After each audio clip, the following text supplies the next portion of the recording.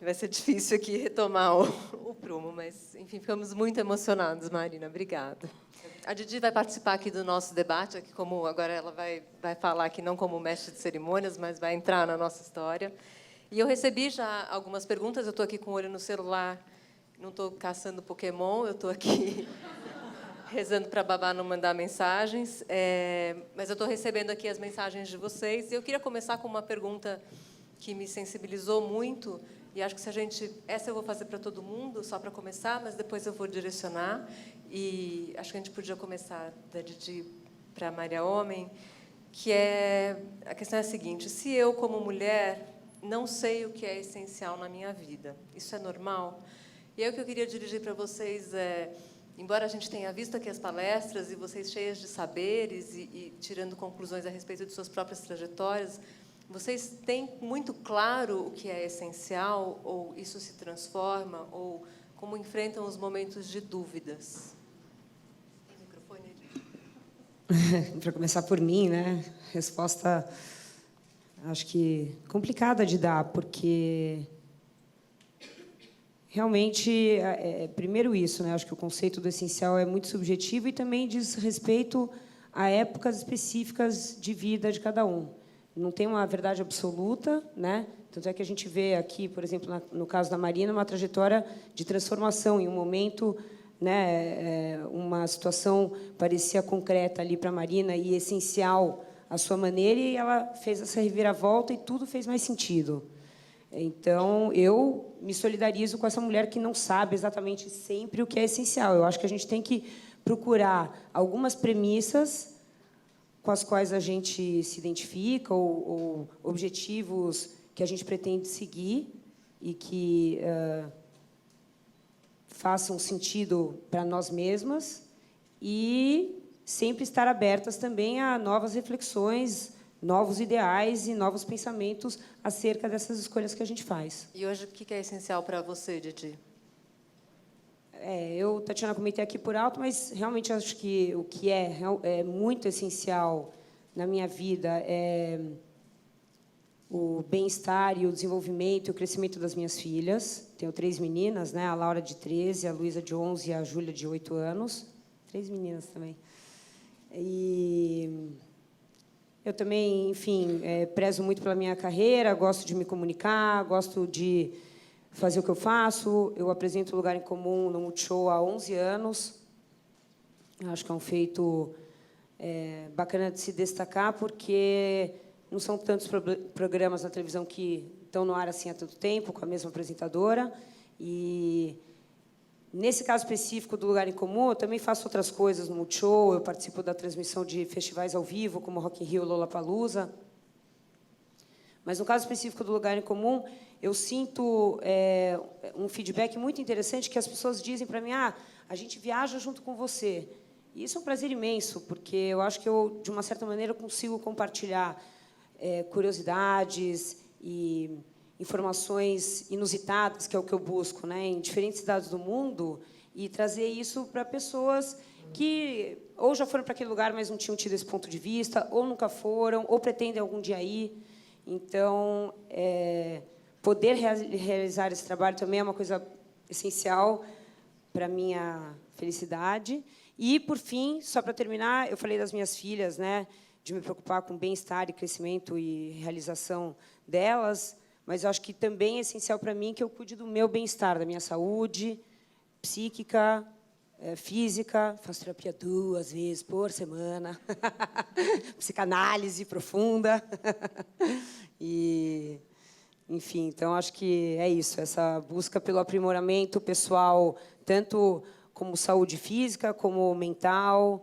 E, por fim, só uma última questão, Tatiana, e não vou me estender muito, é que esta é uma via que eu ainda pretendo buscar, que eu acho que é essencial, mas que eu ainda não completei, que é de uma dedicação maior ao terceiro setor, de poder me doar mais para pessoas menos privilegiadas. Eu contribuo financeiramente com algumas instituições, ajudo alguns à minha volta, mas pretendo ainda aplicar mais do meu tempo para o outro.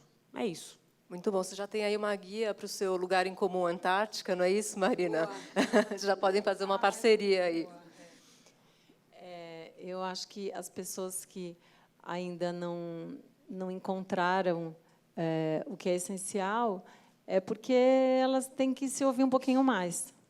Acho que cada fase da vida tem alguma coisa que é essencial. E o que é essencial ontem pode não ser mais amanhã. E eu acho que o mais importante, para mim, foi quando eu entendi que o essencial não é ter, o essencial é ser. É isso. Nina. Bom, eu acho que assim, a gente pode ter um essencial para cada área da nossa vida. E você não ter isso bem definido faz parte, porque você está em busca do que é essencial para você. Não é o que é essencial para mim, vai ser para você também. Então, hoje eu tenho o que é essencial na minha carreira, o que é essencial na minha vida pessoal, e é como elas falaram, principalmente na vida pessoal. O essencial na vida pessoal vai sendo alterado conforme vai passando o tempo, né? Eu ainda não tenho filho, então o essencial ainda não é criar meus filhos, mas vai ser o essencial um dia, sim, a criação e a educação dos meus filhos. Hoje, na minha vida pessoal, é me realizar profissionalmente, é eu estar bem e estar cuidando dos meus bichos, que não deixam de ser meus filhinhos, meus bichinhos de pelúcia de pelo mesmo, meus peludinhos. Então, o essencial ele vai se tornando diferente a cada fase da vida, mas é essencial em cada área. Cada área tem o seu essencial. Então, é uma descoberta constante que a gente tem que ter.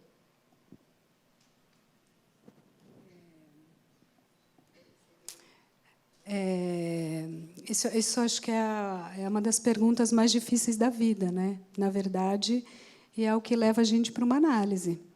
A rigor, Não, não, eu estou falando de verdade, não é nem... tem que se criar um espaço analítico para você olhar mais para si. Eu concordo plenamente que é você se ouvir, se escutar. E a gente até diz, né, teoricamente, qual é a finalidade de uma análise? É o que a gente chama de travessia da fantasia, todas aquelas fantasias, aquele imaginário que nos engana, né, para a gente chegar no fundo do nosso desejo. Então, a gente até diz, né, bancar um lugar desejante. Então, foi maravilhosa, né? As duas falas, né? Aqui tinha um desejo muito claro desde a infância, né? Estava um desejo marcado que foi perseguido, atualizado, realizado, e aqui teve uma busca, né? Ativa, a grande viagem em direção ao seu desejo. E qualquer percurso analítico é isso. É uma viagem para você saber mais o que te faz vibrar, né? Sabe aquela corda que vibra assim? E essa segunda parte da pergunta, eu vou confessar que assim, vocês viram que eu não transito muito no universo pessoal, né? Eu sou melhor para pensar e tal. Então esse tipo de pergunta me deixa assim, me surpreende. Mas assim, fazendo aqui, pensando agora, né, o que é essencial para mim neste momento. Eu acho que eu sempre fui e sou intrigada com o mundo. Eu não sei o que vocês pensam, mas eu acho a vida muito complexa, o mundo é difícil, não é? E isso me instiga muito a pensar, em tentar entender e pegar os fios e juntar. Acho que essa é a minha história, assim. E aí cada vez mais, eu tenho gostado de transmitir. Eu acho que numa primeira etapa, eu ficava muito na minha viagem, sabe? Eu pensando e dando aula. Agora, talvez por ser mãe, mesmo por dar aula e ter os alunos, então eu tenho gostado muito de fazer a transmissão, de falar e de escrever. Então é uma coisa que está vindo, assim, está chegando para mim, essa vontade de compartilhar, de você poder conversar com o outro, você fazer junto com o outro, né? Você falou dessa história de encontrar o fundo lá do desejo. O desejo tem fundo, porque a hora que você realiza e alcança, você não vai querer outra coisa? Tem uma hora que para e fala, não, estou satisfeita agora. Aí você pegou no ponto-chave da história, né? Porque tem até um circuito desejante, como a gente desenha, que ele vai mudando de objeto, né? Era esse carro, aquele celular, aquela mulher, aquele cara, aquele projeto. Só que não é esse. É justamente, então, para ser mais rigorosa, é um desejo inconsciente, que é aquilo que te faz andar, é o que te move, né? O Lacan tem até uma frasezinha que você busca o objeto causa do desejo. Não é o objeto do desejo que realizaria, é aquilo que causa, é o que te move a ser um ser desejante, é aquilo que te dá vida, sabe? Não é o que complementaria, é o contrário, né? É o que te faz criar. Certo. Tem uma pergunta aqui para a Nina, que é bem interessante, aqui, que é do universo da arte, que diz o seguinte: como é que você se vira nesse mundo da arte e das galerias com a felicidade? Porque você falou lá que suas irmãs desenhavam aquelas coisas tristes, e a arte está muito relacionada com o drama, com o sofrimento. Como é que é essa entrada, mostrando um universo muito mais alegre, muito mais feliz?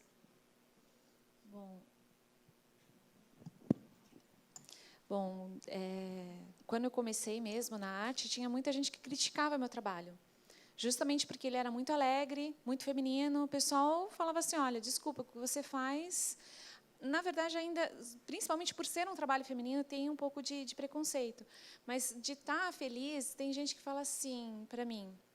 Eu vi até essa história um tempo atrás, que assistiram um filme de uma artista plástica, que ela se trancava no quarto para criar. Em momentos de muita depressão, ela estava trancada criando. Falei assim, gente, se eu chegar a entrar numa depressão, eu vou me trancar porque eu vou precisar realmente ficar fazendo muita terapia, muita coisa, porque eu não vou conseguir criar. Esse não é a minha origem, a minha fonte de inspiração não é a tristeza. E poder entrar com essa felicidade, com tudo isso... Às vezes, eu me sinto um ser diferente em meio a outros artistas, porque muitos artistas realmente precisam da melancolia, precisam, às vezes, de artifícios, por exemplo, álcool, alguma coisa assim, para ter inspiração. Eu já não, eu preciso da vida para ter inspiração. Então, às vezes, eu fico assim, nossa, mas isso não funciona, eu me sinto um pouco alienígena. Mas eu falei assim, é isso que cativa as pessoas, mesmo se eu não tivesse fama, mas se uma pessoa olhar o meu quadro e ela falar assim, olha, isso me transmitiu isso, e falar as coisas boas, eu já me sinto realizada. Não preciso necessariamente estar numa galeria, que foi por isso que me levou a fazer o grafite. Não tenho a necessidade da galeria, eu quero apenas me expressar e quero que as pessoas possam olhar a minha obra e sentir o que eu sinto. Muito bom. Marina, você trouxe aqui um exemplo, na verdade, do que foi da palestra da Maria, né, que era a troca do falo ali, né? O Amir era o dono das viagens incríveis, etc. E de repente você tomou esse lugar e ocupou esse espaço também. Acho que não só no coraçãozinho, mas ali em cima do mastro, né? Como que foi esse processo na sua vida ali com o Amir, né? Isso foi uma coisa declarada ou você percebeu o encaminhamento dessa história até onde ele te trouxe hoje? Então, para mim, a viagem dele sempre foi o projeto que eu dava apoio. Não foi de repente. Antes da viagem, onde nós fomos juntas, eu já estava acostumada a ser o apoio em terra firme. Tudo que dava de errado, as necessidades, as urgências, emergências, o contato era meu. Então, eu sabia lidar com isso. Eu sabia lidar com o risco, sabia o tamanho da encrenca se alguma coisa desse errado. Eu era a copilota em terra. Não é que eu entrei no barco desavisada. Eu sabia exatamente quais eram os limites, sabia exatamente quais seriam as urgências e qual seria o meu dever. Dentro de um barco, podem ter muitos tripulantes, mas só pode ter um único comandante. Isso a gente aprende na primeira viagem de qualquer embarcação, não precisa ser grande nem pequena. Mas...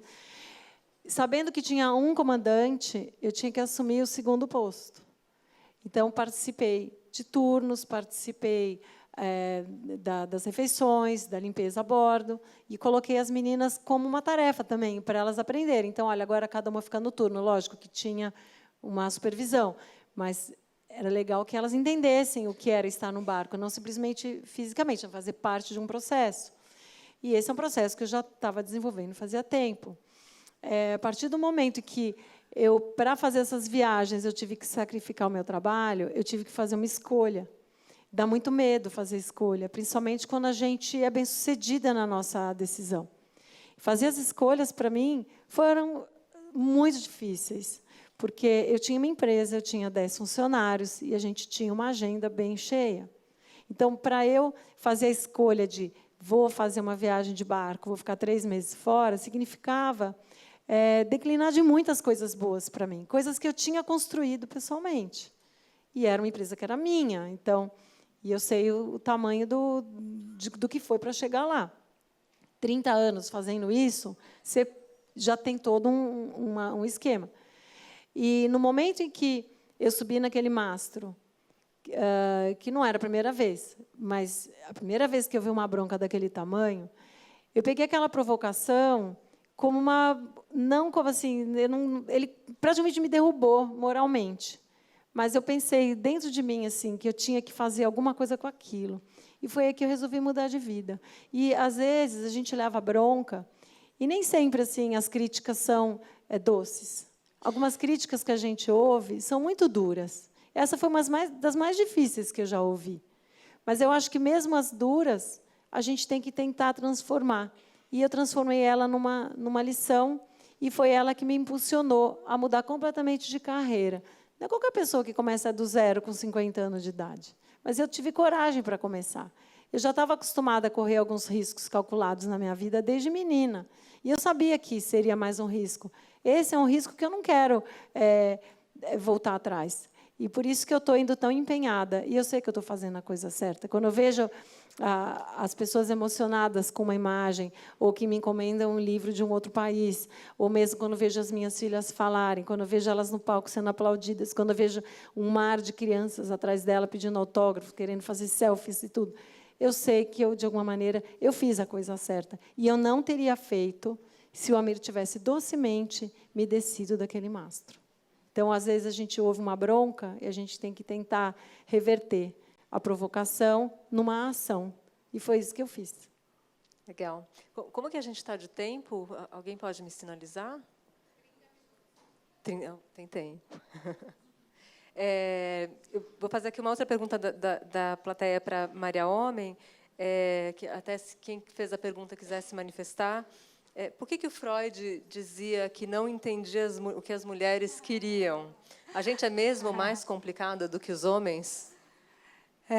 Essa é uma frase famosa do Freud, né? Ele diz a mulher é um continente negro, e depois mais no fim da vida, ele diz, afinal, o que querem as mulheres, né? Como se a mulher fosse um campo do enigma. E, por acaso, eu estou dando atualmente um curso que chama Feminino, Modos de Construção de um Enigma. O curso é justamente para responder essa pergunta. E aí, uma parte da resposta é essa. A mulher é uma subjetividade complexa. Porque toda subjetividade é complexa. E 2, porque ela não teria, pelo menos até hoje, esse aparato que seria mais simples, aspas, do falo, como lugar de mando, de potência, de execução, de ação. Então, não funciona muito para o feminino. Tem estratégias muitíssimo mais híbridas, né? Por isso, essa complexidade. Você vai docemente, você não vai usar a violência. A violência pode ser uma estratégia. Vocês concordam que a gente tem uma sabedoria em timings, em estilos? Então, acho que algo do feminino aprendeu que a vida é além de uma lógica binária. E eu acho que uma segunda coisa que está em jogo também é que, historicamente, a gente não entende o enigma da alteridade do outro e a gente queima na fogueira.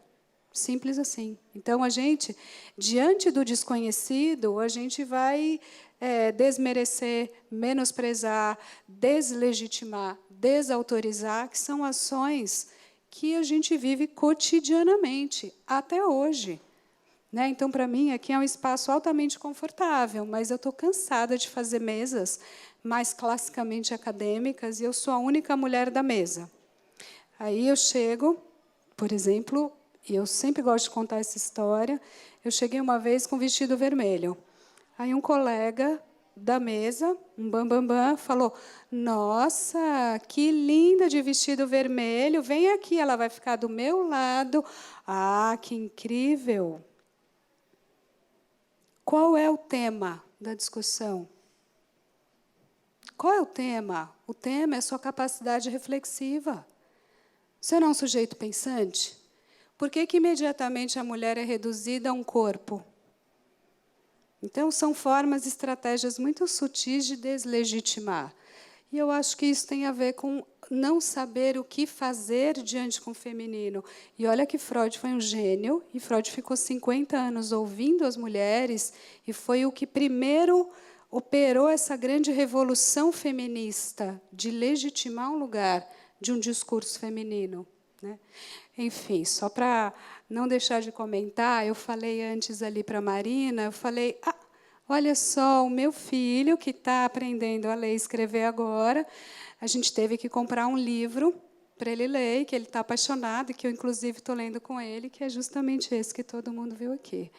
Então, é incrível, né, gente? É o nosso trabalho que está circulando no mundo, literalmente. E o que é mais bacana nessa história, de ouvir, né, um depoimento de alguém que tem até conhecimento do livro das meninas, lá atrás, quando eu resolvi renunciar à minha profissão de assessora de eventos, eu ouvia dos clientes: que absurdo, como assim? Você não pode deixar. E eu ouvia de amigos assim: Marina, que bobagem, essa história tua nunca vai dar certo. Eu vi muito: isso não vai dar certo. Até quando eu levei elas para palcos a primeira vez, eu ouvia de parentes mesmo: dizendo, nossa, mas isso nunca vai dar certo. De repente você vê. Aí a gente, num evento desse, numa mesa, encontra alguém que o filho está lendo o livro. Então, isso que eu sei, que eu sabia desde o começo, que isso tinha que dar certo. Mas eu acho que, nesse sentido, vale também a reflexão de que, muitas vezes, a gente faz escolhas que não dão certo. E que tudo bem também, né? Assim, é a velha história, a gente aprende com os erros e a vida não é feita só de acertos. Então, acho que é isso, assim, que máximo, né, que essa tua trajetória tenha dado tantos frutos, né, Marina? Mas se também não tivesse dado esse resultado todo, essa tua trajetória também te ensinaria muita coisa e teria sido válida até como uma autorreflexão, né, ou para você também repensar outras possibilidades.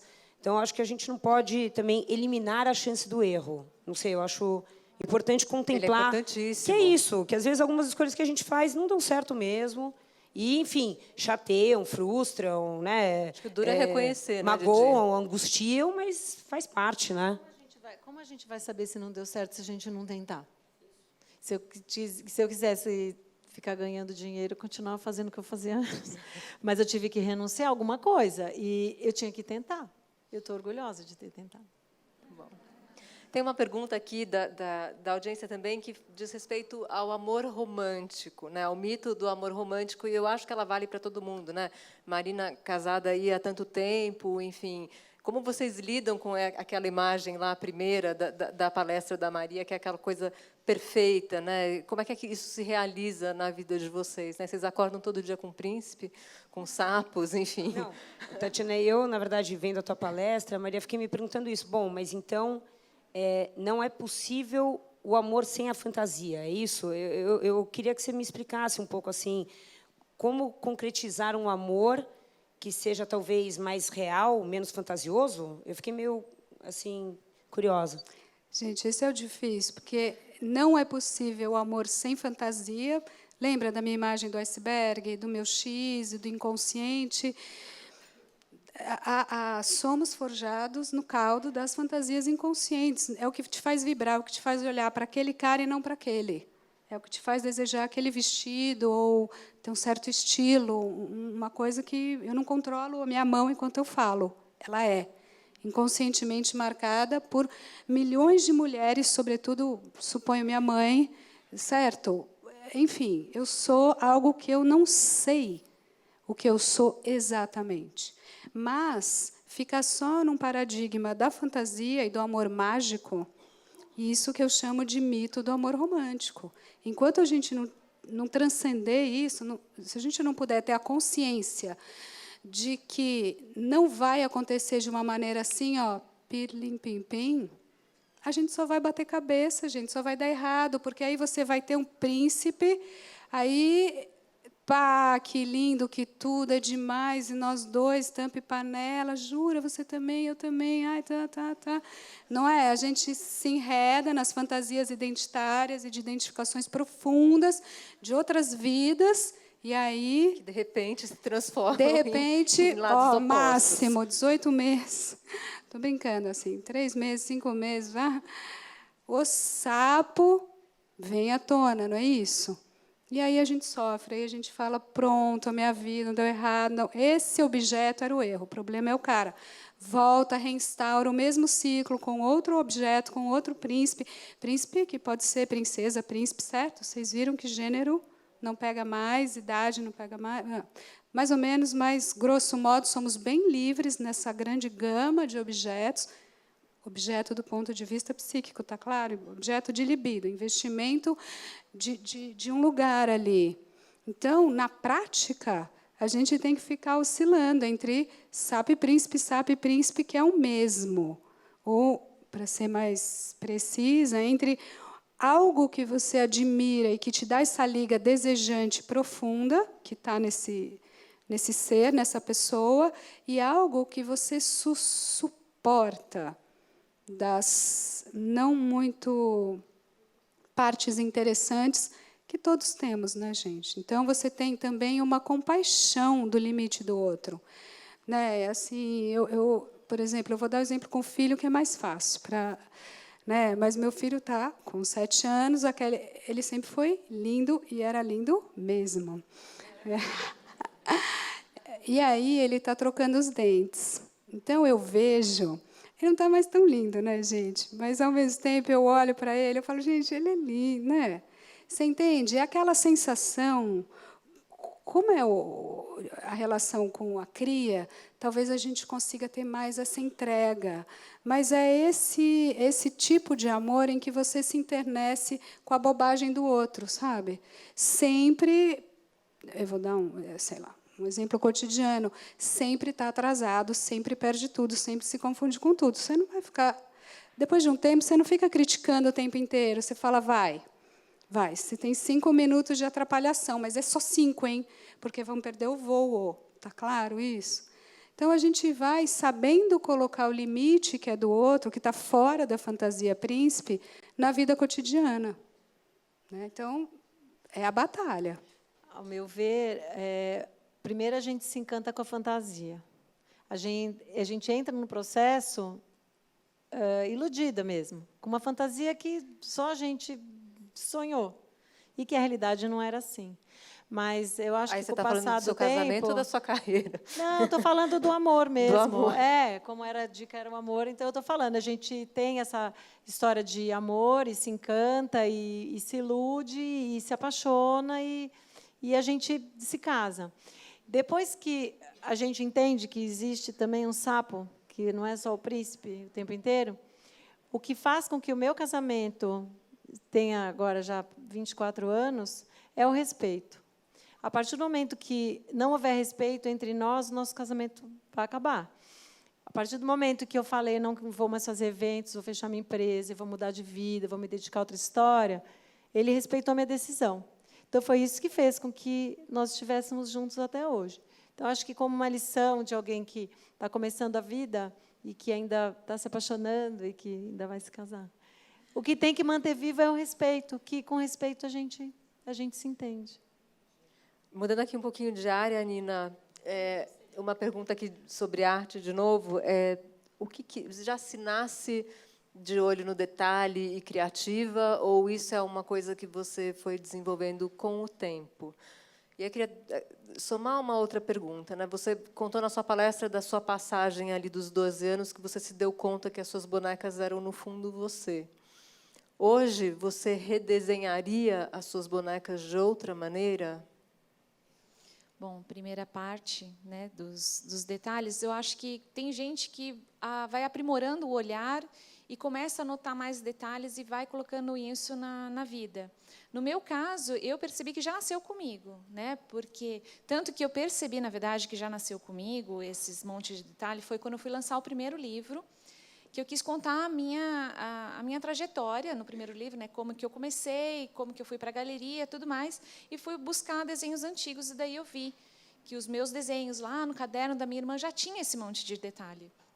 E daí eu comecei a ver todos os desenhos, porque eu não jogo um desenho fora. Eu posso fazer só o contorno da cabeça, guardo e fica.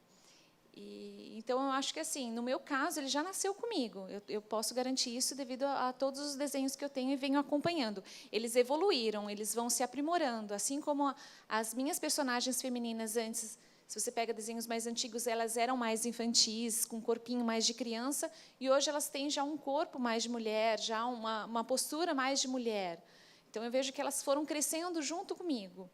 E se eu pegar um desenho antigo, sim, porque esses dias eu estava mexendo em alguns desenhos antigos, um caderno, na verdade, antigo, comecei a ver caderninhos de desenho meu antigo, e eu vi um desenho de uma menina dançando, que ficou ali no caderno, e ela dançando. Aquilo lá foi tão contagiante, que eu comecei a dançar no estúdio, cantarolar, e eu falei assim, eu vou pintar essa menina de novo, eu quero fazer uma tela dela, porque o sentimento que ela me passou na hora que eu estava vendo, a alegria, a felicidade que ela me passou foi tão grande, sabe, quando te enche aquela felicidade que você quer pôr para fora, você quer contagiar os outros com aquela alegria, que eu falei assim, eu vou redesenhar essa menina, porque ela está com um corpinho ainda de menina, de criança, aquela estruturinha que eu fazia antiga. E hoje, como elas são mulheres, eu teria que redesenhá-las, mas pegar a mesma essência dela para redesenhar. Então, eu não tenho problema nenhum de pegar um desenho que eu já fiz antes, numa época X, e fazê-lo novamente. Eu só não pinto o mesmo quadro 2 vezes. Se a partir do momento que aquele desenho que estava no caderno se transformou em quadro, já foi toda a história, todo o sentimento já foi realizado e já foi passado. Aquele desenho já cumpriu o papel dele. Então, eu não tenho por que pintar de novo. Mas, se ele ainda não cumpriu, está ali no caderninho, sim, eu faço de novo. Eu vou fazer a provocação que a Maria fez aqui para a Ox. Você desenharia suas meninas velhas? Eu desenhei, uma vez, há muito tempo atrás, eu tentei desenhar a minha avó. Então, fiz as ruguinhas, fiz tudo. Então, eu acho que sim, eu desenharia velha. Como eu estou gostando de envelhecer, elas também acho que vão gostar de envelhecer. Então, eu acho que isso vai ser um processo natural, que elas vão sofrer junto comigo. Muito bem. Bom, eu queria agradecer a todos pela presença. Acho que foi muito bacana essa manhã. Espero que esse seja o primeiro dos próximos Cláudia Coaching. E eu gostaria de entregar aqui para as nossas convidadas uma lembrancinha. Carol, está com você? Tá? Ela vai trazer aqui para a gente. E agradecer a todas que estiveram aqui, que acho que foi um debate muito rico. Acho que elas vão ficar aqui mais uns 5 minutinhos, se alguém quiser pegar de jeito. Obrigada a todos.